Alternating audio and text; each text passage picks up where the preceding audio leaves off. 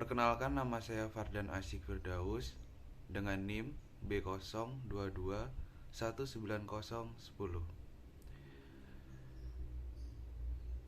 Video ini saya buat untuk memenuhi tugas dari mata kuliah Ekonomi Mikro, yang mana saya ditugaskan untuk menyurvei serta melihat usaha di sekitar wilayah saya. Kali ini saya akan mengambil salah satu usaha dagang es campur milik warga yang berlokasi di Kecamatan Norjeng, Kabupaten Nganjuk. Usaha es campur ini berdiri sejak tahun 2010. Pak Tarno adalah pemilik daripada usaha es campur ini. Dulu bermula dari ikut orang, membantukan jualan hingga sekarang bisa mendirikan sendiri serta memiliki cabang. Usaha ini buka setiap hari dan pukul 10 siang hingga jam 7 sore. Jika kita lihat dari prinsip ekonomi sendiri, adalah usaha ini memuaskan pelanggan semaksimal mungkin dengan sumber daya yang terbatas. Dan setelah sedikit wawancara dengan beliau, memang Pak Tarno menerapkan prinsip ini di dalam usahanya. Jika saya analisis, usaha es campur ini menerapkan sistem ekonomi Islam. Kenapa? Karena tak jarang beliau ini menyisihkan hasil laba untuk membangun masjid, untuk pembangunan masjid atau membantu fakir miskin.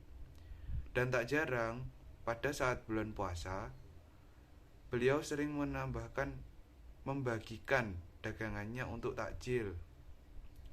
Selanjutnya saya akan membahas analisis usaha dengan menggunakan prinsip umum ekonomi Islam. Perlu kita ketahui bahwa prinsip ekonomi Islam didasarkan atas 5 nilai universal, yakni tauhid, keimanan. Yang kedua, adil, keadilan. Yang ketiga, nabuwah, kenabian. Yang ketiga, khilafah, pemerintahan. Dan 5 yang terakhir, ma'ad atau hasil. Usaha es campur ini menerapkan beberapa prinsip ekonomi Islam. Salah satu contohnya adalah Pak Tarno ini selalu menerapkan prinsip keadilan sosial dalam distribusi hak milik seseorang. Hal ini juga merupakan asas tatanan ekonomi Islam. Penghasilan dan kekayaan yang dimiliki Pak Tarno dalam ekonomi Islam bukanlah hak milik mutlak, tetapi sebagian hak masyarakat, yaitu antara lain dalam bentuk zakat, sedekah, infak, dan lain sebagainya.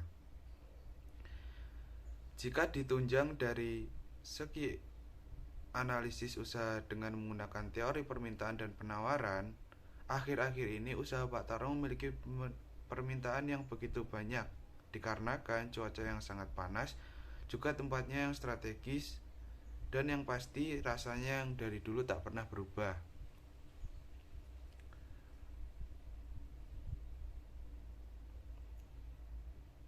Tetapi meskipun begitu, Pak Tarno tidak menaikkan harga, sehingga konsumen tetap selalu setia untuk membeli es campur milik beliau tersebut. Sekian dari saya. Mungkin masih banyak kekurangan, saya mohon maaf. Saya Fardan Asyik Firdaus undur diri. Wassalamualaikum warahmatullahi wabarakatuh.